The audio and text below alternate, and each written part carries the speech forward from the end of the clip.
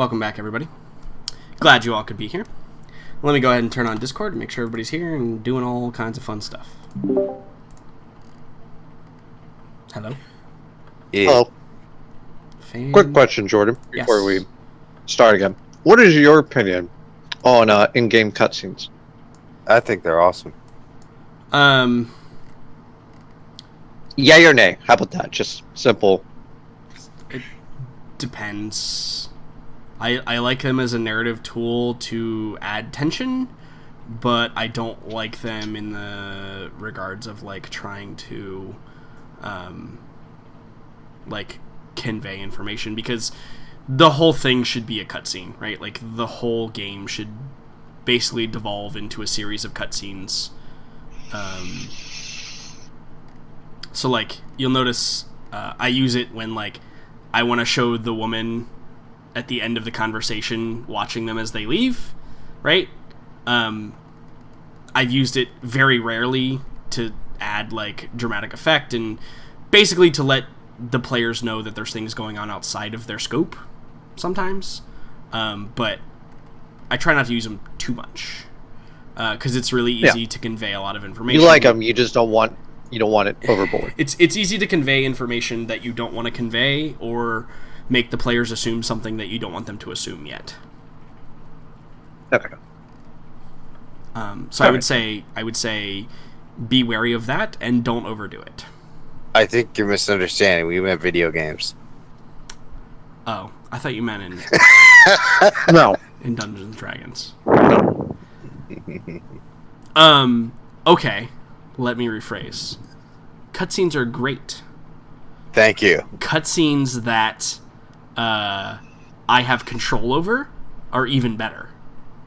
For example, Mass Effect 2 or Mass Effect 3. Like, cutscenes that I can interject an action into are great.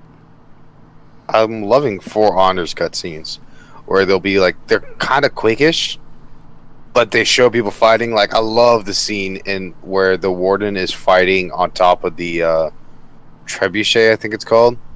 Mm-hmm. It's really fucking cool.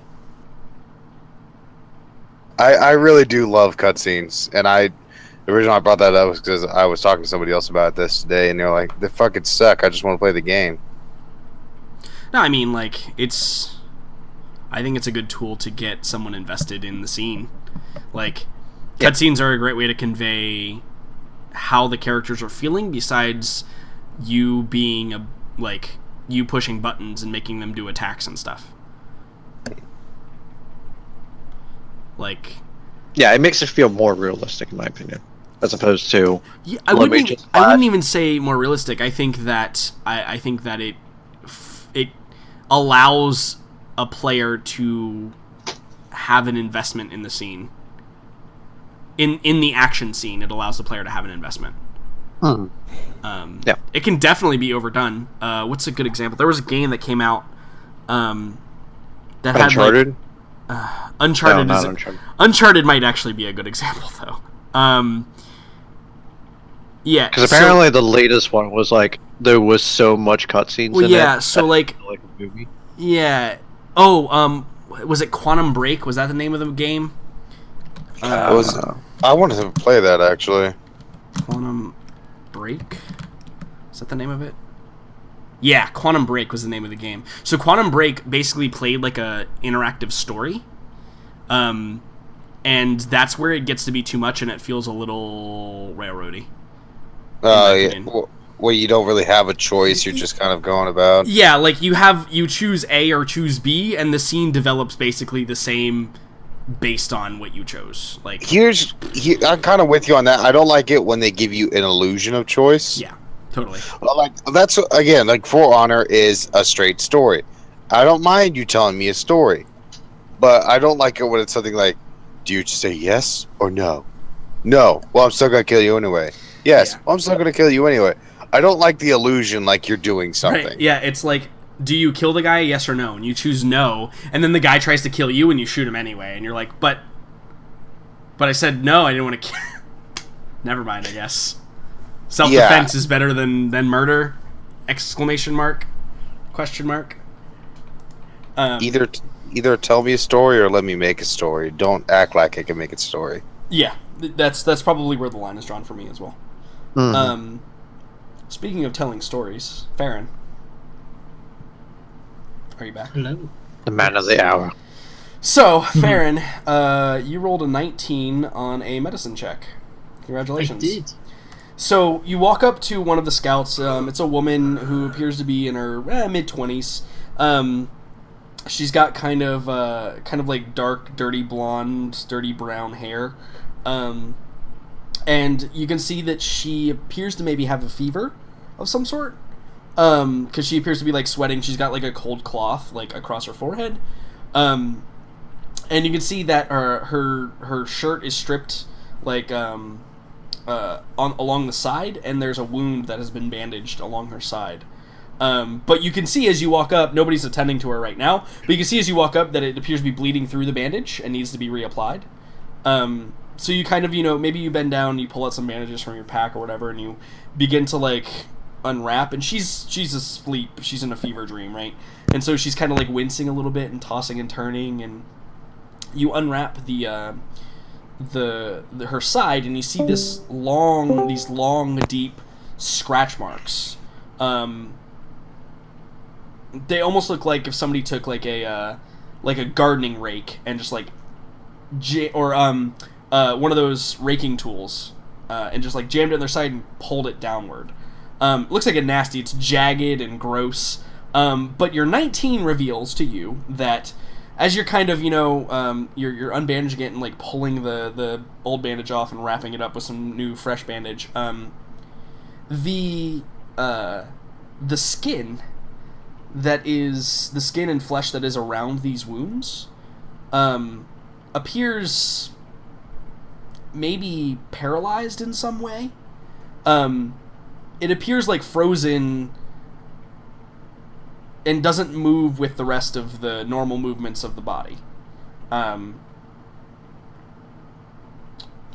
And so, like, maybe you're like, oh, that's strange.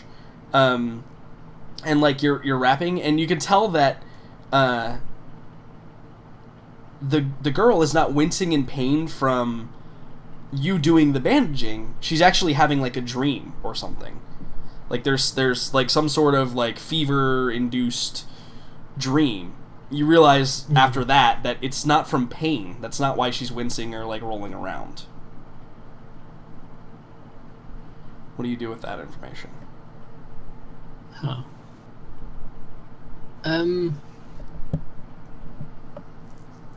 So does the wound seem to just be a simple infection, or does it? It actually doesn't look infected. The wound itself looks fairly clean. It's mostly it's still oozing, right? And it's very deep cuts, like down to the not to the bone because it's on her side, but actually you could probably see a bit of her rib cage. Actually, it probably is down to the bone. So they're very deep cuts, and so you got to kind of like wrap them up a bit tightly. But yeah, you just notice like when she breathes in and out, her chest moves up and down, but her side doesn't move with it. Almost as if it's like frozen or paralyzed or something. Yeah. So after I've and also noted, and this is what I alluded to, but I don't know if you caught it, she doesn't appear in pain from that specifically. Like the wound itself does not appear to be paining her.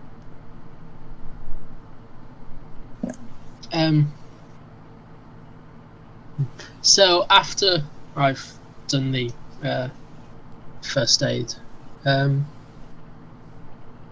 going to take my lute out and start strumming a very enchanting tune to draw out the power of this lute. Okay. To see if there's any poison type substances. Yeah, is it? Do you play Wonderwall? Is that what you do? Yes, that's the exact sound. It's Wonderwall. Though I'm sure that induces poisons rather than reducing. Damn. Shut Shots fucking fired. Yeah, so you cast, do you cast it on her, basically? Like, protection from poison on her? Yeah. Yeah, totally. So you strum the lute, and we hear this, kind of eerie song begin to rise from, the lute, and, That's simply what we want.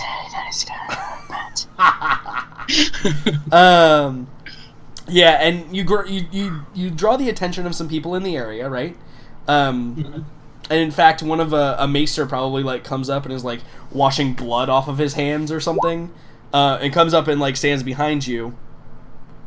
And hit the game before somebody else takes you out of the lane. Put your name to shame, cover up your face. Can't run the race. The pace is too fast. You just won't last. This is actually the karaoke stream now. Yeah. So yeah, you feel the magic depart from the vessel and kind of settle over her, and you look for any signs of change. She appears to maybe like calm a little bit. Maybe the dream is over, or maybe your magic took effect. But on the outside, you can't really tell a difference. Okay. Does the doctor that's come up behind me say anything? Yeah, he probably says, "That was a lovely tune." Thank you. It's, I just thought it would help this patient here. Yeah, he kind of like finishes wiping his hand. He goes, "Hello, my name is Victor." And he holds out his hand to shake. I shake. Yeah. Fallon McCabe. I'm part of Lady Morello's troupe. Ah, yes. The ones that came in today. Indeed. And I figured my abilities would be best suited in, with these poor folks. He kind of like, he nods and he says, "Well, we appreciate the help very much." So, was the skirmish really this bad? There is not many. Perhaps 50 in all. I see. And are you usually with the scouting troops? I think he kind of shakes his head and he's like, "No, I just came by to help. Such as yourself." Indeed. There's always the need for every last man in these types of situations. Yes, I agree. And he kind of like gives you like it gives you a comforting like kind of, pat on the shoulder and like grips you like, keep fighting the good fight kind of thing. And maybe like turns to go help another patient. Sure. I think I'll do the same because, helping people get better is one of the best ways to get friendly with them. It is indeed. It is indeed. Cool. It's too bad there's not a cleric or anything in your party that could help you. Right. Yeah, fucking shame. Who needs a cleric when you've got minimum roll healing wards? True. Good point. Good point. So is there anything else specific anybody wants to do before the night passes? Before everybody settles down in their areas and heads off to sleep? Obviously, I know handling everything. Kree actually wants to go and find the general and tell him of his plan to integrate the Lizardmen forces. So you want to go... Lord Cahill. There we go. You want to go talk to Lord Cahill. Okay, sure. Yes. Cool. Anything else anybody else wants to do? Are you going to approach Farron on the morrow, Morella? or are you just gonna let Arkady actually handle that? I think Morella is going to deal with it, but she was also, I think, going to chat with Aelin. Okay. So I would say that Arkady, you probably notice Kree. He's not a very stealthy individual when he's not trying. And you also took the alert feat, so there's that. So you notice Kree approaching the tent of the of Lord Cahill. And you see the Knights Griffin guards, they kind of stop him for a moment. Kree, when you get up there, they stop you and they say, "What is your business, lizard folk?" I am Kree, leader of the lizard men. I've come to talk to Lord Cahill in regards to some of our tactics. Yeah, I think the two of them look at each other, and one of them nods, and one of them ducks inside the tent and goes, and after a few moments of you guys kind of standing out there awkwardly, he comes back and kind of he just pokes his head out and waves you to come in, Kree. And his friend kind of pulls his spear to the side so you can enter in.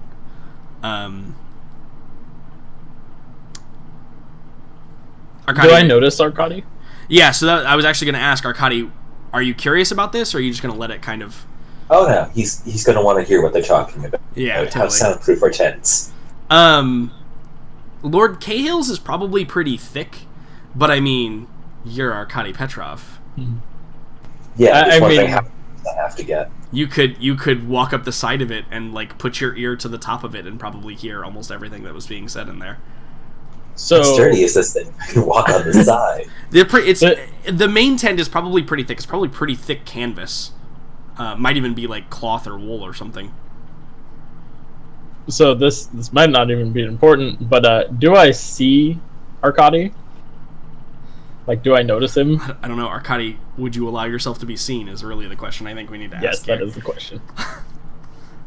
Because naturally, no, Arkady is basically invisible. Yeah, no, I don't think he wants to be noticed at the moment. Yeah, he's basically invisible to the naked eye at all points in time. Yup. Okay. I was just gonna wave you over, but okay. Inside I go. But you don't have to do that, Arkady. You could easily get a good vantage point for listening. You could stick your foot and lift up the bottom of the tent, or just lean your back up against a crate or something that's next to the tent and kind of listen in. Totally something you could do. Absolutely. Yeah, if he can listen in without having to climb aboard the tent, he will do that. Yeah, totally. It's harder to explain if someone does somehow spot him. That's true. Yeah, totally you can do that. So you're in position, and Kree, you walk in, and you don't get an announcement, but the Knights Griffin that waved you in, he said, "Sire, this is the lizard folk that wanted to speak with you." And you see Lord Cahill. He's kind of massaging his temples, or his temple with one hand, and his other hand is kind of just resting on the table. And you can see he's got his eyes closed, and he opens one of his eyes, and he says, he kind of waves a hand. He says, "Yes, let him in. It is fine. Kree, to what do I owe the honor?" Kree gives a little chuckle. It's good to see the sign of a competent leader. And then he kind of motions to the head rubbing, and he walks closer to the table. I've come to discuss with you the integration of our forces. Two forces divided are a lot weaker than one that is working together. Yeah, and I think he kind of nods and he says, "You honor me, Kree. And it is good to see there is such a willing peer in this matter. Yes, I think this would be good. I think that one thing I am woefully ignorant of is the capability of your forces. Perhaps you can explain where they may best be used." Info dump of numbers of forces. Basically, Lizardmen do the two extremes very well.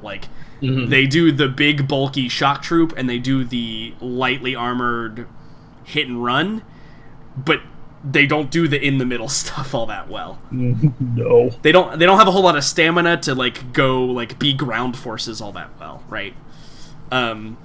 That's what Croxagores are for. Right, yeah, Croxagores but we don't are have for that. those. Yeah, but you don't have those.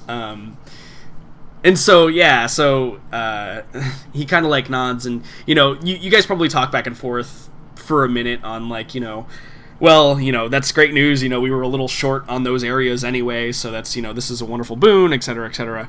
And once you kind of get that out of the way, he kind of, he shows you, he's like, he shows you basically this map, right, that we see in front of us with the area where they notice undead, and then Bostal, and then Middleweg, and then Delbers.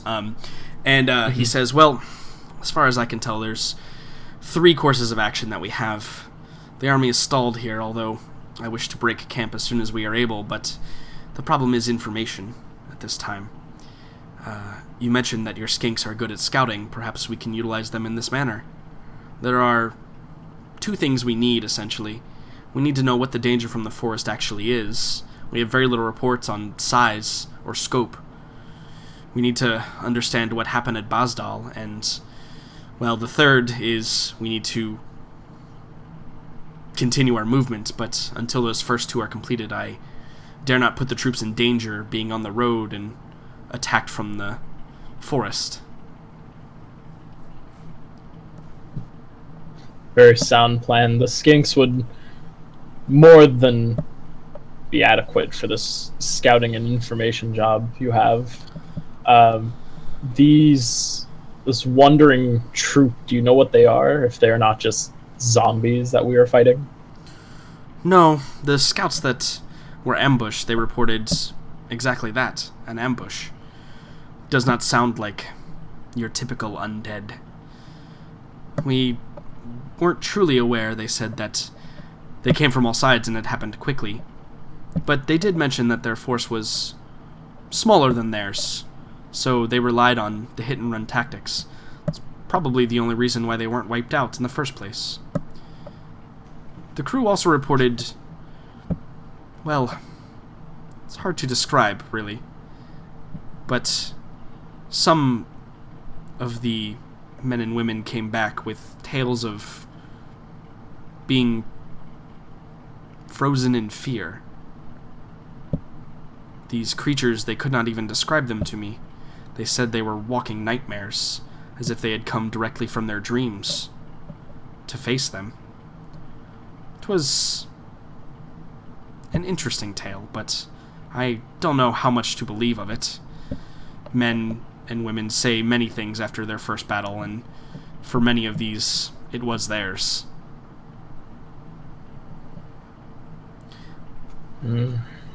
Trouble indeed. That is something I should get the skinks on most haste.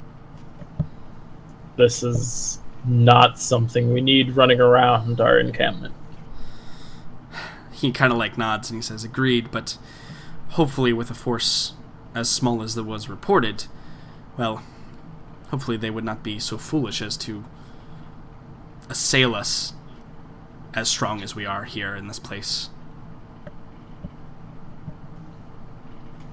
There's the problem with undead.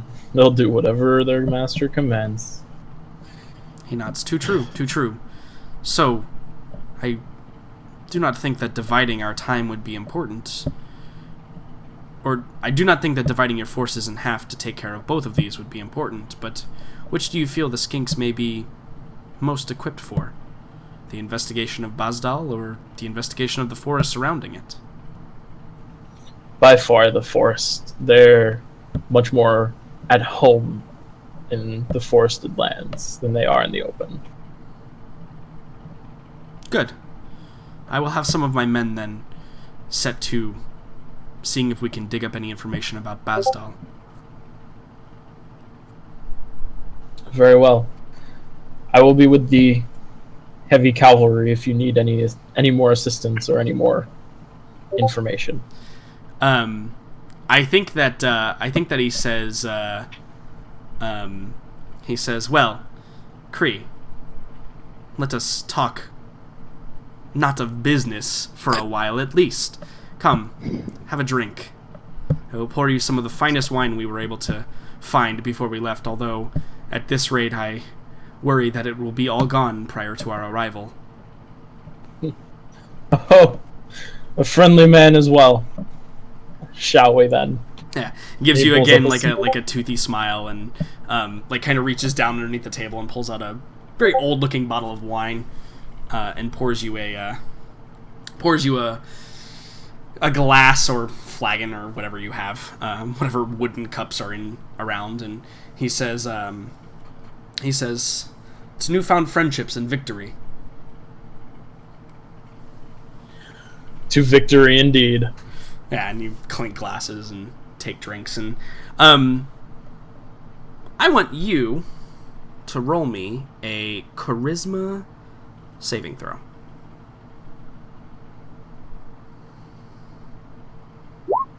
Nice. Yeah.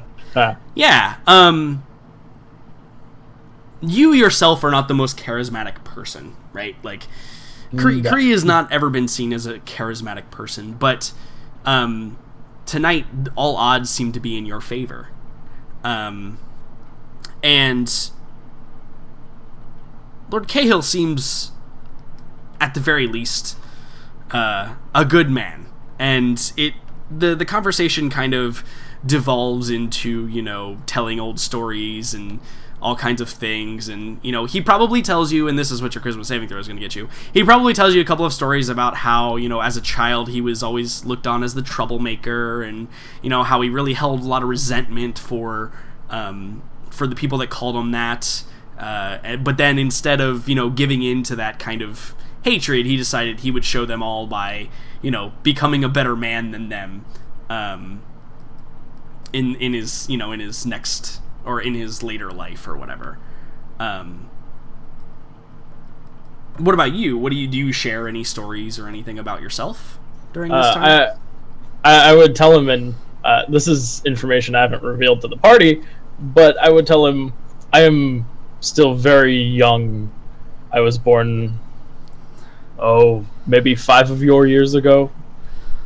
I am imparted with knowledge of my ancestors, and I think that, like, when you say that, he kind of like spits a little bit of the wine out, and he says, "Oh my, I apologize. You can hold your drink, can you?" Oh, that is no problem. I'm merely saying that my knowledge is only that of my ancestors, and that is not something I am allowed to speak of lightly. Unfortunately. Yeah, he kind of like waves a hand. He says, "Oh, have no fear. My family has a mired past as well that I would not wish to impose upon anyone." It is.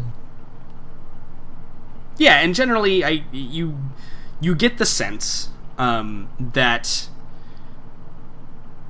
Cahill is a man that is above all things driven. What his goals or means to get to those goals may be, who knows? But he's a very driven and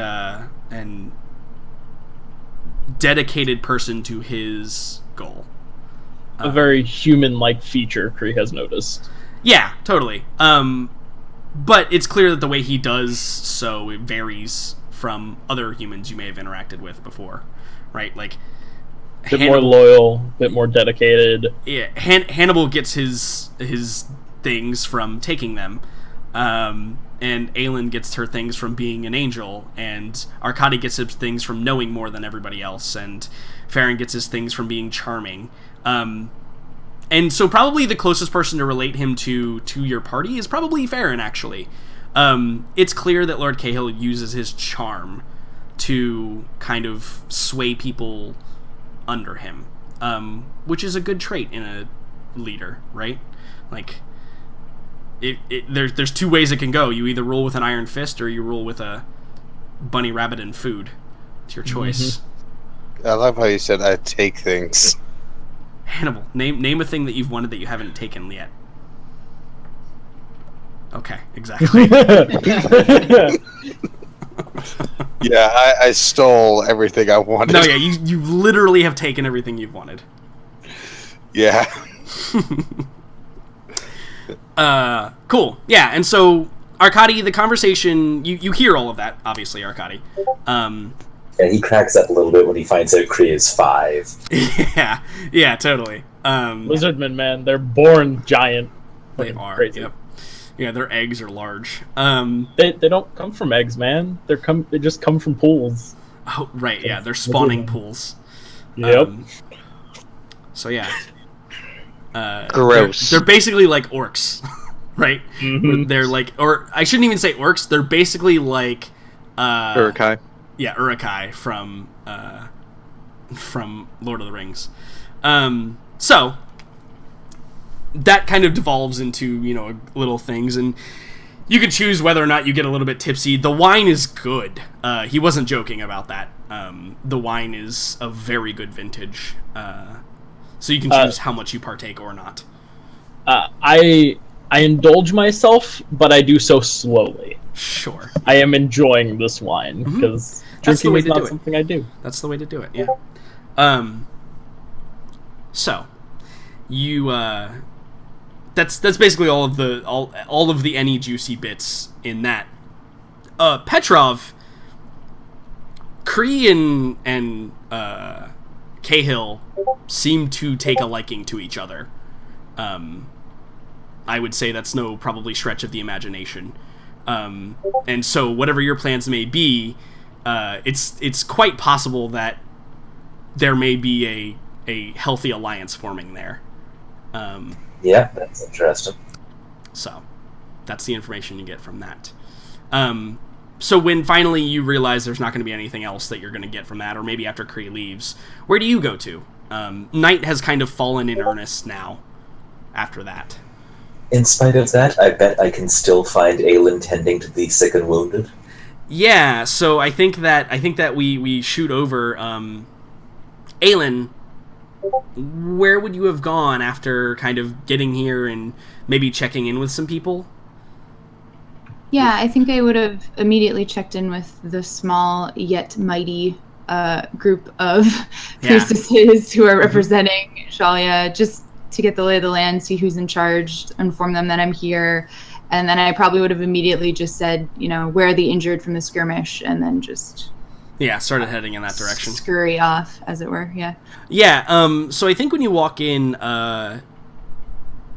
the first people that you see, there's a man and a woman kind of sitting at a table, and they appear to be, going over some, scrolls and paperwork and stuff. And they kind of, glance up when you enter. You don't recognize them, but they are wearing vestments of Shalia. And also there appears to be a man who's kind of... he's sitting in a chair, leaning against the side of the tent, and his feet are kind of kicked up, and his hands are kind of interlaced behind his back, and he's... he looks... I'm going to describe it for you guys, but he looks Middle Eastern. And the Middle Eastern people from this realm come from Arabi, which is far to the south. But he's got a kind of a sharply trimmed goatee, and kind of thin mustache that, or his mustache portion of that is kind of thin. His features are dark. He's obviously got a very deep tan. His eyes are dark, and his hair kind of flows in waves, kind of along the top of his head and down. And you can see he's wearing chainmail, and next to him there's probably a sword and shield that are propped up against probably a cot. And as you enter, he kind of comes back down off of his chair, and he gets up and he says, "Greetings. Who do we have the pleasure of speaking with?" Brothers, sister, I am Aelin Ashriver, priestess of Altdorf. I am here at your service. Yeah, and I think there's a moment where they all kind of exchange looks, and Daniela kind of takes a step forward and says, "And I am Daniela, paladin of Shalia. It is an honor to be here. Please tell us where we may be utilized." And again, yeah, they kind of look at each other and they say, "We were unaware that any priestesses of Shalia were attending from Altdorf. Did you come, pray tell, after the initial move out of the army?" Yes, we have joined the group just earlier this morning. Ah, this is good news then. It will be nice to have more of our order, faith, here. I am Jacques, and he kind of holds out his hand. Yeah, I hold out my hand. Yeah. You guys shake, and he shakes Daniela's hand, and you notice he's tall, actually. Maybe you didn't notice this initially, but he's actually kind of ducking a little bit because he's taller than the tent is. But he's very kind of like lanky, and his limbs are very long. And the two priestesses kind of introduce themselves, and you realize, talking to them, all of their accents, and I can't do a good accent, so that's why I'm telling you this, all of their accents seem to come from that area of the world, which is odd, because it's outside of the Empire. And so in your brief talking to them, you realize that they are, they're immigrants not from Arabi, but from just on the other side of the mountains, the Grey Mountains, from the Massif Orcal, which is just to the northwest of Athel Loren. And while their homeland originates from beyond that in Arabi, they traveled northern and kind of settled there and started a chapter in the city of Paravan to Shalia. And when they heard word that there were, bad juju going on up here, they decided to make a pilgrimage. And so this is probably where you realize that there are no true, there's no establishment priests and priestesses of Shalia here anymore, or right now. Probably because your order was, while large, not really that big, and they weren't really sent here from Altdorf, and nobody else has really had time to kind of come. But this is kind of like the reinforcements that you have on your corner. But yeah, you get introduced to them, and you ask them where the wounded are, and you get sent over there. And they bid you farewell and tell you that you and Danielle are free to stay with them, although it'll be a little cramped in the tent. There are probably a few people here, but none of them appear to be the wounded from the skirmish. They all appear to be natural illnesses, or a broken finger, or silly things that happen when people just natural injuries that occur when people are just alive, because apparently we like to hurt ourselves. None of the people with injuries are here. No suffering is silly to Aelin, but sure. Right, yeah. Daniela does not hold those views. I know. But Daniela also says that she'll probably remain here for your return. She feels comfortable enough in this environment that she isn't needed at your side at every moment's notice. Yeah, so I would bid her adieu and go to see the skirmish. Cool, yeah. So you make your way over there, and you're kind of in the same general area that Farron is now at this point. And as you kind of are arriving and you begin to see the patients and see them set out, Arkady, that's probably when you're able to find her, when the times line up that way. Okay. So, I don't want to interrupt her if she's busy with someone, but... Yeah, I think she's just kind of arrived on scene and still evaluating what needs to be done. She's not up to her wrists in anybody's organs yet. Great. No, yeah. I think it'd still be at the asking questions stage. Right, yeah, totally. Aelin, what a coincidence I should find you here. Coincidence? I don't get the joke. There was a matter which you mentioned some weeks ago now, which I am curious to follow up on now we have reunited with this grand imperial force. But perhaps you would prefer to speak of this in private, is somewhat politically relevant. Sure, I think I can spare a moment, but just a few of these people, they will definitely need my assistance. It shall take only moments. Sure, yes. Let's go over here. Just step aside between some of the pre-corpses. Oh. It appears Arcades is actually a priest of Moor. Which is why we've had such interesting conversations. Yeah. He even helps him sometimes, I've noticed. Anyway, continue. When we first spoke of the business in Middenheim, I asked you, well, just before that, rather, a subject took quite a turn. I asked you who you would wish to see as emperor, who you would think was better representative of your beliefs. And you told me there would be someone ahead on that path. Have we perhaps caught up with that person yet? Oh yes, you all met him this morning.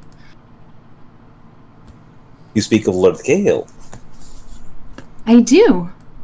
Yes, indeed. This is interesting. He did not strike me as a man with strong pacifist sensibilities. Oh, you don't know him like I do. He's visited the Church of Shalia many a time in Altdorf. I see. This is interesting. Has he proclaimed any particular faith? To your knowledge, I mean. Not to my knowledge, but he's a very religious and pious man in itself. And yet, here he is leading army of soldiers to war and death, and this does not trouble you. War and death trouble me, yes, but he's doing it for the greater good. Interesting. And during this time, you'll notice that Aelin is kind of playing with her hair and kind of wistfully looking past you as she speaks of him. Oh, God.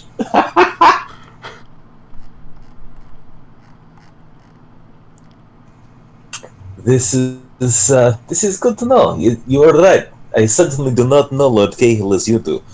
If you would have time to speak to me more, I feel it's difficult to get to know the man. I am diplomat. I must represent my country. He is representing Empire. I feel perhaps you could help me understand the man behind the... I'm trying to think of what kind of thing he would be signified by, given that he's probably not wearing a crown. Position, maybe? The man behind the position. Or does he not have a mantle or a sash or something? It's appropriate. I mean, he's the face, right? The man behind the face. Yeah, I mean, that? You know what? Let's just say this. Cahill is a very distinctive banner that he flies. Sure. That is kind of associated with him. You know how I described the tabard that was hanging from his horse? That symbolism kind of appears in everywhere that he goes. Awesome. Thank you for that excessive world building on my whim. No problem. Perhaps you could help me better understand the man beneath the banner. Well, I certainly can tell you what I know. Not that I would want to take you away from pressing business, obviously. Looking around at the many patients that Aelin is undoubtedly itching to start treating. And has already slightly started to back away from you to go do. Oh, yes, well, yes, I do need to get to work. Perhaps when you are taking meal. Yes, meal.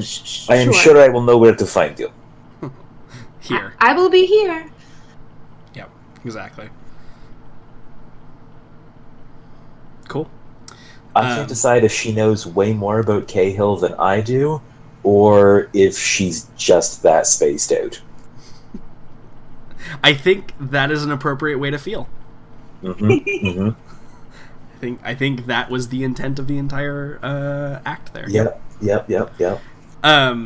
So, perhaps feeling more confused than when he started, Arkady, you slink off to go do whatever you want to do. Or maybe you observe for a while, I don't know. And Aelin, you begin to get to work, and Farron, I think you see Aelin now at this time, the bright, shining light that she is in the middle of the night, obviously, because she just glows with goodness from her pores. Do you approach her or say anything to her when she arrives? Farron, your mic's muted. Okay. I'm totally here. Okay, found him. Hi, Aelin. I suppose you've been being a busy bee whilst we've been here. Well, I've actually just arrived. Have you been here long? Could you give me some more information? They weren't very helpful over there.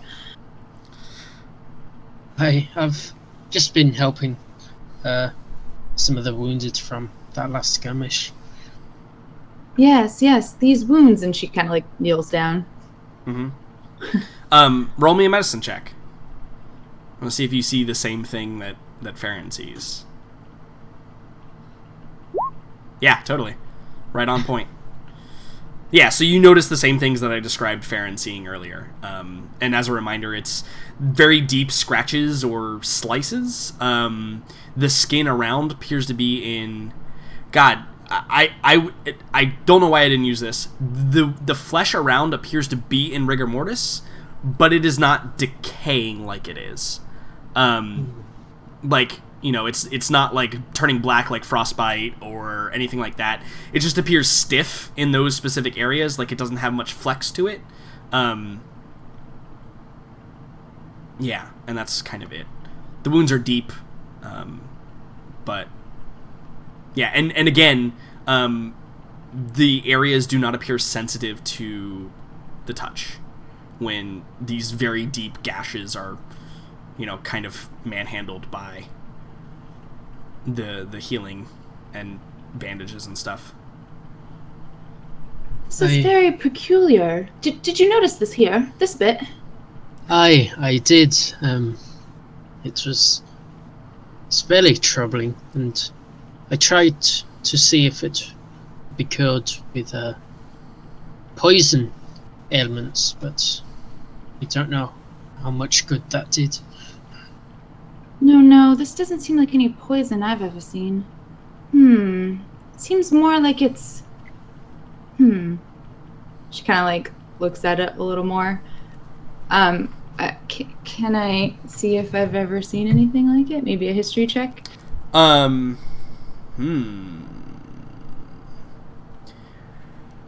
Sure. Roll a history check for me. Nope. Yeah, you're not really sure. In fact, you actually probably think that Farron might have been on the right track, right? Because there are poisons that certain types of spiders and stuff use to paralyze enemies. And that does kind of seem fitting with what it is, but there's no sign of, any ooze or, pus coming from the wounds. So it doesn't appear to be poison in any way. But it was definitely, it definitely could have been, totally. But other than that, no, you're not really sure.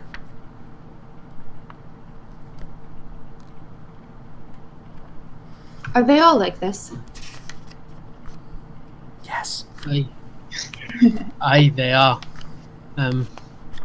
Which only makes things all the more troubling. Yes, indeed. I'll have to ask more from the other priestesses. Will you excuse me? Of course, Sally. Be sure to tell me what you find. Of course, Farron. Are you going to stick around a bit? I may wander about the other garrisons, but you'll be able to find me. Just listen for the music. Oh yes, you do play so wonderfully. Kind words, Salem.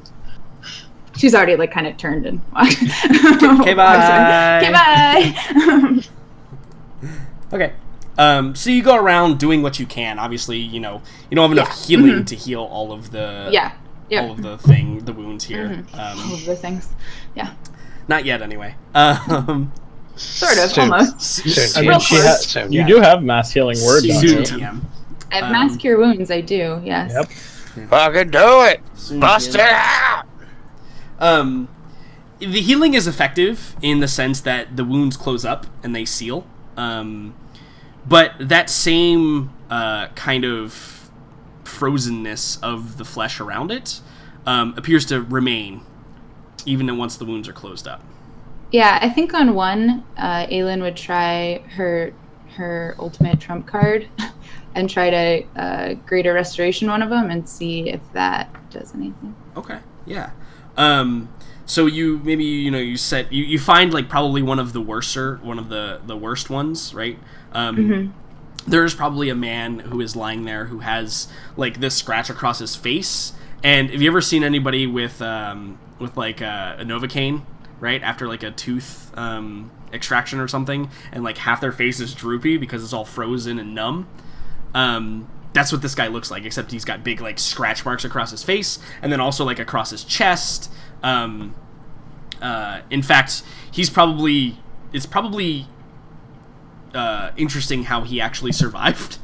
But yeah, he's kind of again stuck in this kind of fever unconsciousness dream, and you slit your hands slightly over him and begin casting your greater restoration. And you notice that it does seem to heal whatever that strange like paralysis or whatever it was. You notice the flesh becomes a little bit more malleable. It never really changed colors in the first place, but it definitely looks more normal. So yeah, it appears that does work against whatever this is. Curious, sir. I think she would go and share that with all of the rest. Yeah, totally. Helping to see if they can also assist. Mm-hmm. Although I don't know that any of them are there, but we'll see. Real question is if lesser restoration works. You could also test that. Sure. Yes, it appears lesser restoration also does work. So the reason why these people were still kind of, had this issue, there's not a whole lot of healing priests and priestesses here right now that can kind of help out with this. The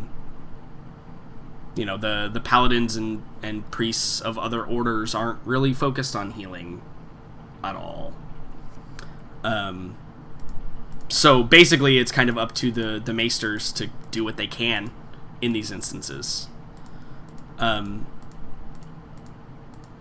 Aelin, I assume you go around and expend, basically most of your healing. Right? All the things, yeah. Yeah. Just Since I'm basically by myself. All of the spell slots are just expended mm-hmm. doing all of those things. Awesome. So, you return exhausted. And it's probably like the dead of night, right?